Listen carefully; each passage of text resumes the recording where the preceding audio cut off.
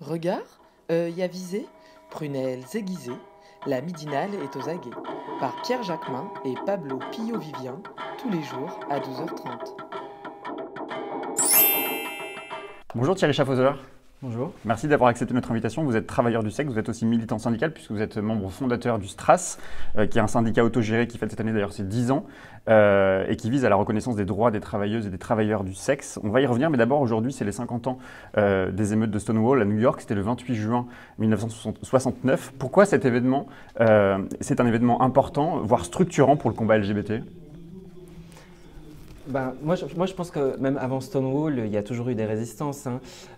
Mais c'est vrai que ce qu'on appelle un peu le mouvement contemporain est beaucoup né à l'issue de ces émeutes-là. C'est-à-dire qu'après, juste dans la suite des émeutes, il y a eu des manifestations, il y a des organisations qui sont créées, et par centaines, alors qu'aux États-Unis, dans les années 60, il y avait, je ne sais même pas s'il y avait une dizaine d'organisations LGBT, et puis en plus qui étaient sur une stratégie de lutte qui n'était pas sur la question du coming out, de la visibilité, de la fierté.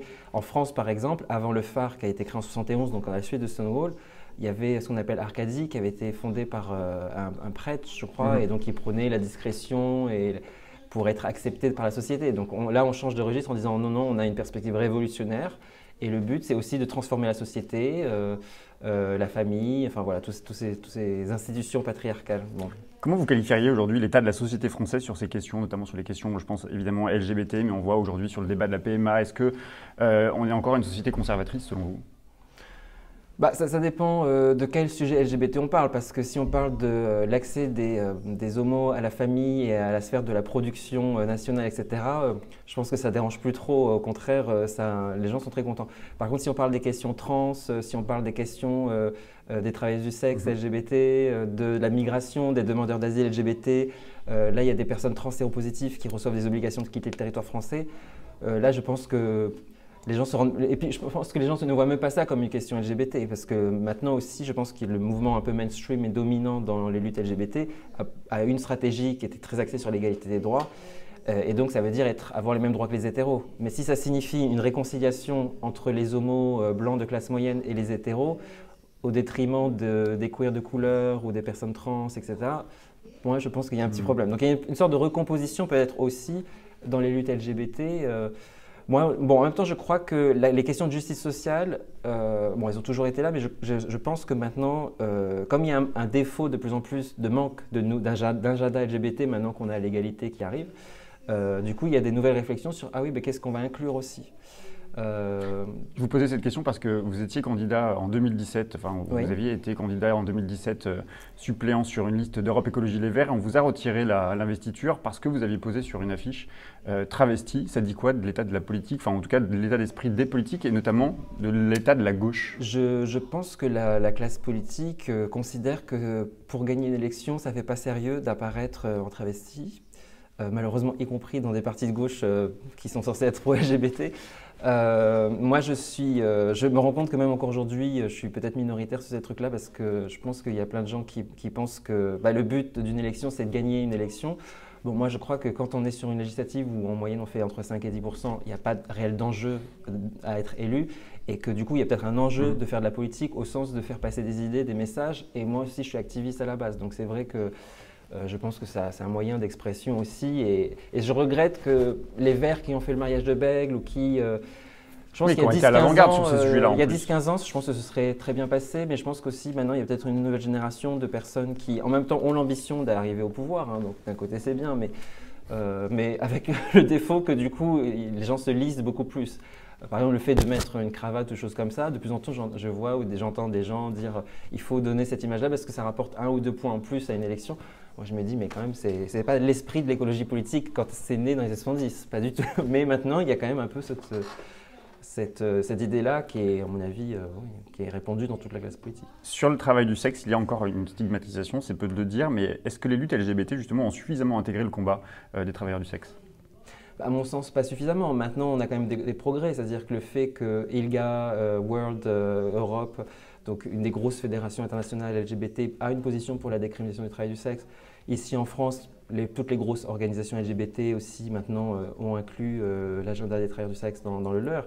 Quand il y a eu la question prioritaire de constitutionnalité, on a eu l'inter-LGBT, le SIDAction, ACT UP, enfin toutes les grosses organes LGBT et de lutte contre le sida soutiennent maintenant. Donc on a quand même fait des progrès là-dessus parce qu'il y a encore 10 ans, ce n'était pas du tout évident.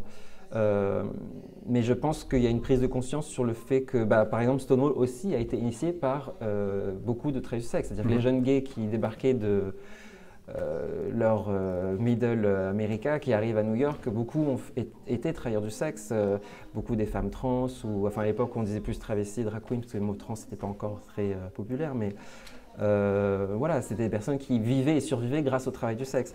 Et aujourd'hui encore, les personnes qui sont les plus réprimées et criminalisées ne le sont plus pour homosexualité, mais continuent de l'être sur les questions de migration ou sur les questions de travail du sexe.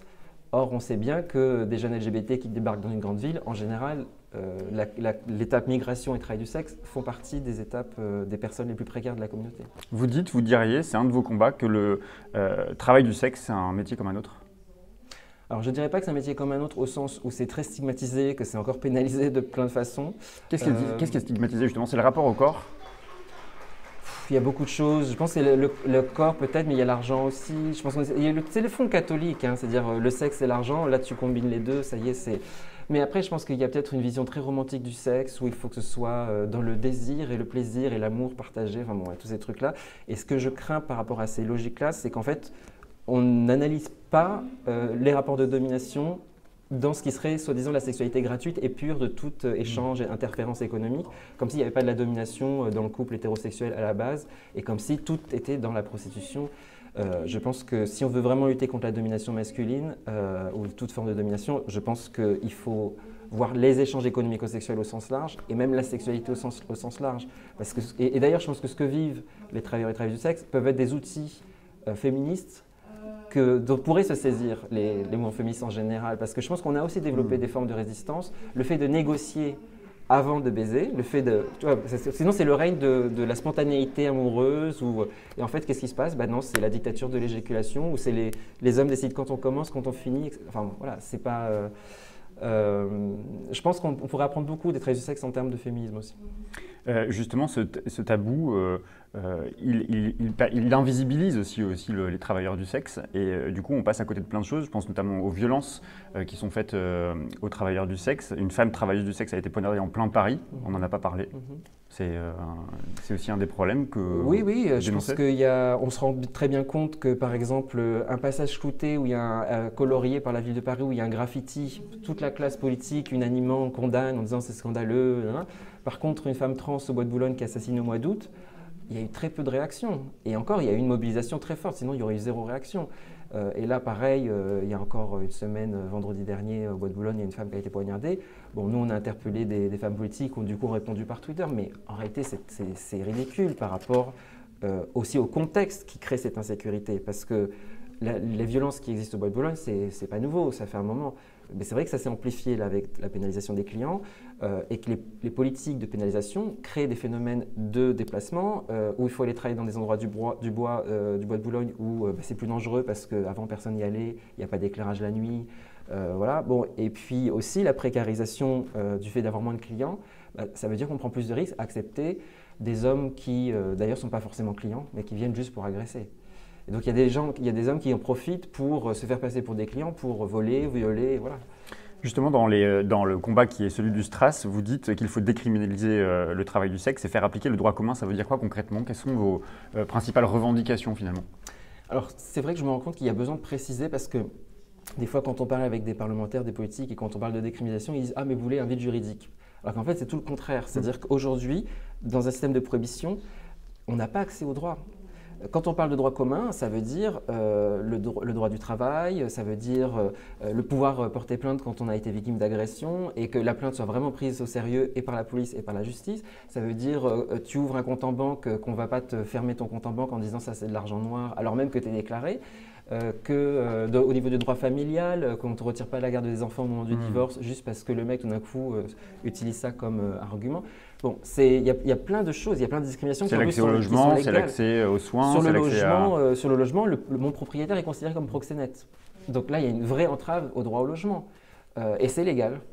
Donc en fait, la criminalisation crée tout un système de refus d'accès aux droits communs et en plus en disant bon, on va créer des dispositifs spécifiques. Donc par exemple, le parcours de sortie de la prostitution, c'est complètement en dehors du droit commun et finalement on se rend compte que c'est inefficace ou en tout cas en grande partie inefficace. Parce que nous, ce qu'on a toujours dit, c'est à partir du moment où on donne des papiers aux gens et qu'on peut rentrer dans le droit commun, il n'y aurait pas besoin de ces trucs de 6 mois de vérifier avec la police, avec les élus locaux ou l'association agréée que tu as bien arrêté de travailler. En plus, conditionner un droit à l'arrêt d'une activité qui est légale et fiscalement imposable.